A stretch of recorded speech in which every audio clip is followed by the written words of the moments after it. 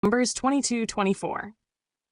Study today, we're diving into Numbers 22-24, a fascinating story about a prophet, a king, and even a talking donkey. After reading, we'll reflect on a few key questions. Who was Balaam? Why would God use a donkey? If God doesn't change his mind, why does it sometimes seem like he does? We'll finish with a short chapter-by-chapter summary to lock it all in.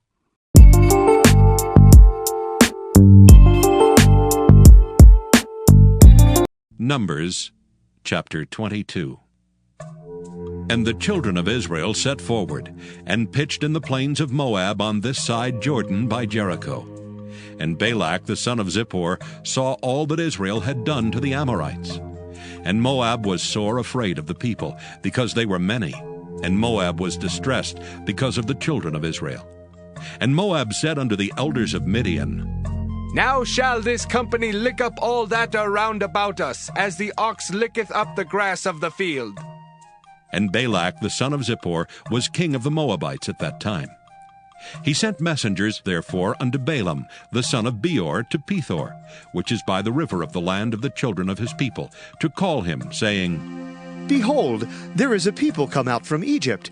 Behold, they cover the face of the earth, and they abide over against me. Come now, therefore, I pray thee, curse me this people, for they are too mighty for me. Peradventure I shall prevail, that we may smite them, and that I may drive them out of the land. For I wot that he whom thou blessest is blessed, and he whom thou cursest is cursed. And the elders of Moab and the elders of Midian departed with the rewards of divination in their hand. And they came unto Balaam, and spake unto him the words of Balak. And he said unto them, Lodge here this night, and I will bring you word again, as the Lord shall speak unto me. And the princes of Moab abode with Balaam. And God came unto Balaam and said, What men are these with thee?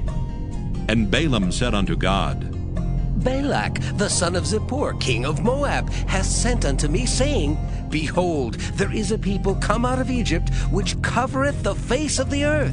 Come now, curse me them. Peradventure I shall be able to overcome them, and drive them out. And God said unto Balaam, Thou shalt not go with them. Thou shalt not curse the people, for they are blessed. And Balaam rose up in the morning, and said unto the princes of Balak, Get you into your land, for the Lord refuseth to give me leave to go with you. And the princes of Moab rose up, and they went unto Balak, and said, Balaam refuseth to come with us. And Balak sent yet again princes more and more honorable than they.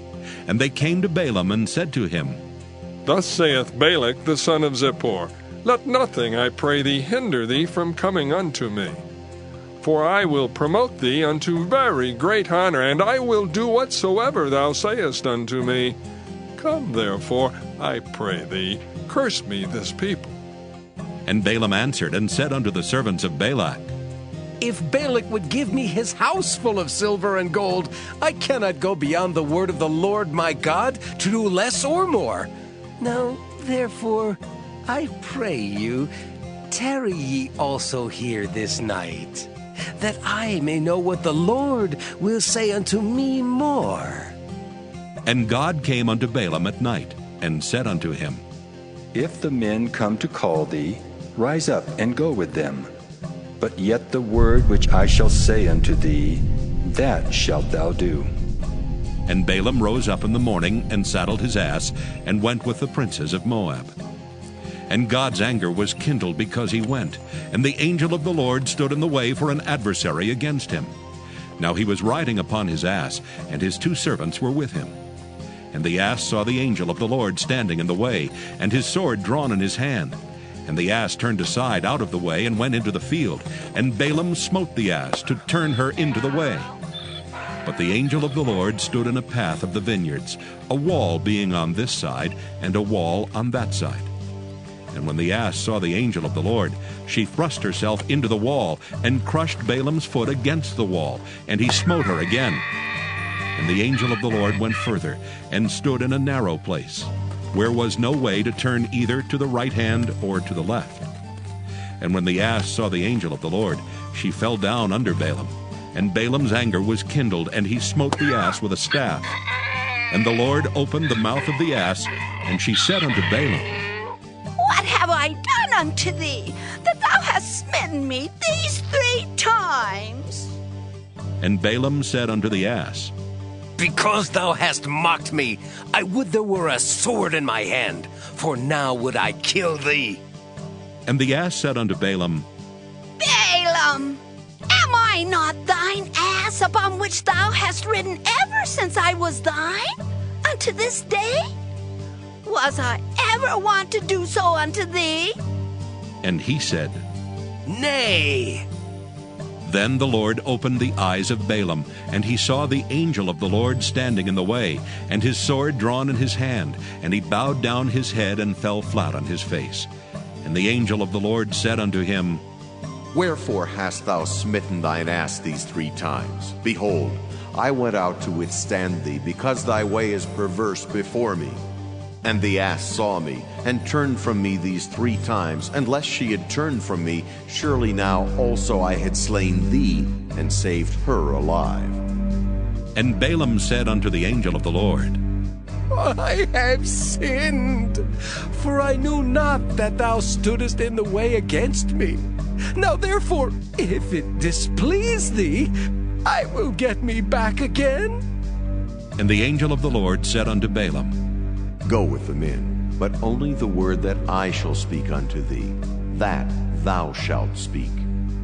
So Balaam went with the princes of Balak. And when Balak heard that Balaam was come, he went out to meet him unto a city of Moab, which is in the border of Arnon, which is in the utmost coast. And Balak said unto Balaam, Did I not earnestly send unto thee to call thee? Wherefore camest thou not unto me? Am I not able indeed to promote thee to honor? And Balaam said unto Balak, Lo, I am come unto thee. Have I now any power at all to say anything? The word that God putteth in my mouth, that shall I speak. And Balaam went with Balak, and they came unto Kirjath-Huzoth. And Balak offered oxen and sheep, and sent to Balaam and to the princes that were with him. And it came to pass on the morrow, that Balak took Balaam, and brought him up into the high places of Baal, that thence he might see the utmost part of the people. Numbers chapter 23. And Balaam said unto Balak, Build me here 7 altars, and prepare me here 7 oxen and 7 rams. And Balak did as Balaam had spoken. And Balak and Balaam offered on every altar a bullock and a ram. And Balaam said unto Balak, Stand by thy burnt offering, and I will go. Peradventure the Lord will come to meet me. And whatsoever he showeth me, I will tell thee. And he went to an high place. And God met Balaam, and he said unto him, I have prepared 7 altars, and I have offered upon every altar a bullock and a ram. And the Lord put a word in Balaam's mouth, and said, Return unto Balak, and thus thou shalt speak. And he returned unto him, and lo, he stood by his burnt sacrifice, he and all the princes of Moab. And he took up his parable, and said, Balak, the king of Moab, hath brought me from Aram, out of the mountains of the east, saying, Come, curse me, Jacob, and come, defy Israel. How shall I curse whom God hath not cursed? Or how shall I defy whom the Lord hath not defied? For from the top of the rocks I see him, and from the hills I behold him. Lo, the people shall dwell alone, and shall not be reckoned among the nations. Who can count the dust of Jacob, and the number of the 4th part of Israel? Let me die the death of the righteous, and let my last end be like his. And Balak said unto Balaam, What hast thou done unto me? I took thee to curse mine enemies, and behold, thou hast blessed them altogether. And he answered and said, Must I not take heed to speak that which the Lord hath put in my mouth? And Balak said unto him, Come, I pray thee, with me unto another place, from whence thou mayest see them. Thou shalt see but the utmost part of them, and shalt not see them all, and curse me them from thence. And he brought him into the field of Zophim, to the top of Pisgah, and built 7 altars, and offered a bullock and a ram on every altar. And he said unto Balak, Stand here by thy burnt offering, while I meet the Lord yonder. And the Lord met Balaam, and put a word in his mouth, and said, Go again unto Balak, and say thus.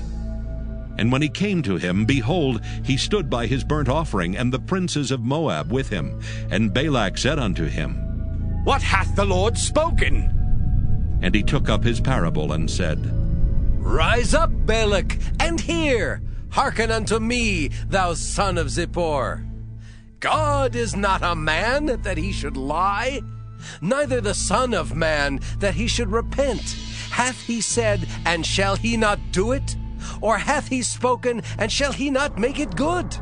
Behold, I have received commandment to bless, and he hath blessed, and I cannot reverse it. He hath not beheld iniquity in Jacob, neither hath he seen perverseness in Israel. The Lord his God is with him, and the shout of a king is among them. God brought them out of Egypt. He hath, as it were, the strength of an unicorn. Surely there is no enchantment against Jacob, neither is there any divination against Israel. According to this time it shall be said of Jacob and of Israel, What hath God wrought? Behold, the people shall rise up as a great lion, and lift up himself as a young lion.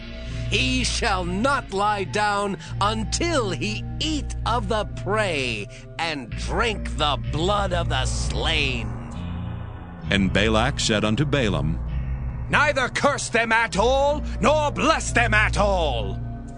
But Balaam answered, and said unto Balak, Told not I thee, saying, All that the Lord speaketh, that I must do?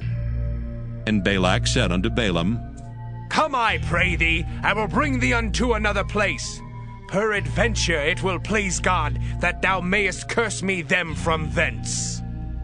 And Balak brought Balaam unto the top of Peor, that looketh toward Jeshimon. And Balaam said unto Balak, Build me here 7 altars, and prepare me here 7 bullocks and 7 rams. And Balak did as Balaam had said, and offered a bullock and a ram on every altar. Numbers chapter 24. And when Balaam saw that it pleased the Lord to bless Israel, he went not, as at other times, to seek for enchantments, but he set his face toward the wilderness. And Balaam lifted up his eyes, and he saw Israel abiding in his tents according to their tribes, and the Spirit of God came upon him. And he took up his parable, and said, Balaam the son of Beor hath said, and the man whose eyes are open hath said, He hath said, which heard the words of God, which saw the vision of the Almighty, falling into a trance, but having his eyes open. How goodly are thy tents, O Jacob, and thy tabernacles, O Israel! As the valleys are they spread forth, as gardens by the river's side, as the trees of lign aloes, which the Lord hath planted, and as cedar trees beside the waters.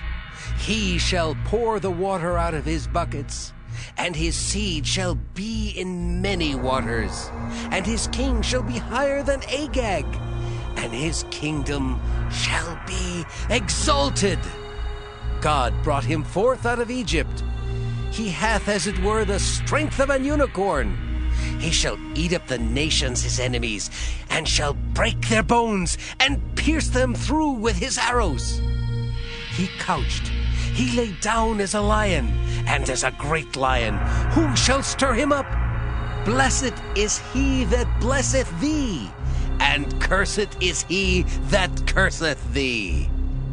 And Balak's anger was kindled against Balaam, and he smote his hands together. And Balak said unto Balaam, I called thee to curse mine enemies, and behold, thou hast altogether blessed them these 3 times. Therefore now flee thou to thy place. I thought to promote thee unto great honor, but lo, the Lord hath kept thee back from honor.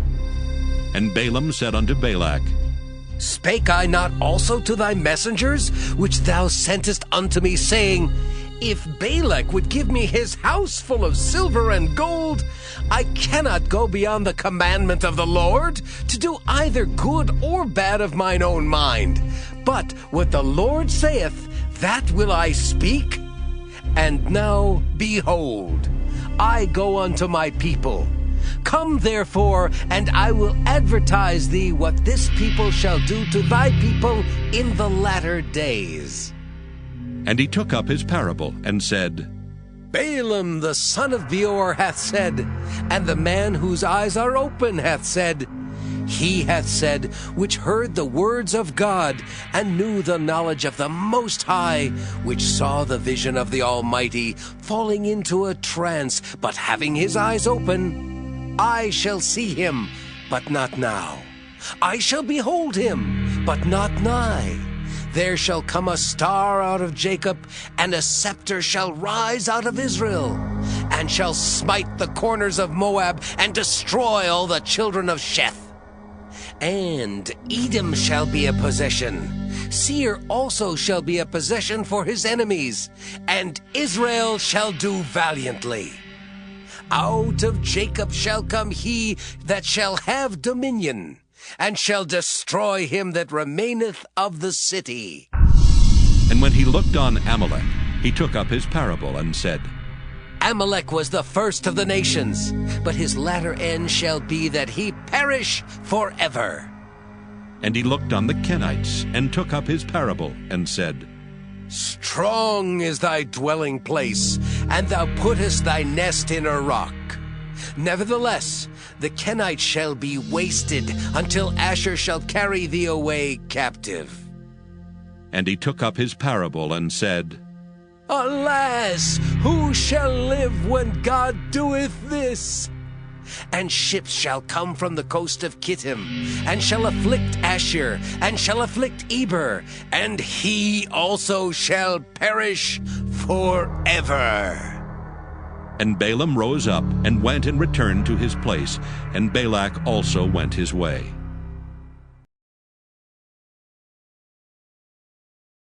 Who was Balaam? Numbers 22, verse 7. Balaam was a well-known pagan prophet from Pithor in Mesopotamia. He likely made his living through divination, interpreting dreams, casting spells, and seeking supernatural insight for profit. His reputation was so strong that King Balak called on him to curse Israel. Although Balaam did not worship the one true God exclusively, he still sought guidance from him, showing a divided heart. The Bible later warns about Balaam's influence as a symbol of greed and spiritual compromise. See 2 Peter 2, 15-16, Jude 11, Revelation 2, verse 14.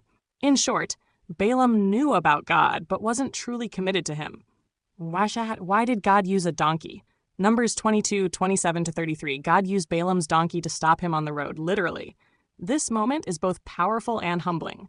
Balaam, a seer, could not see the angel of God.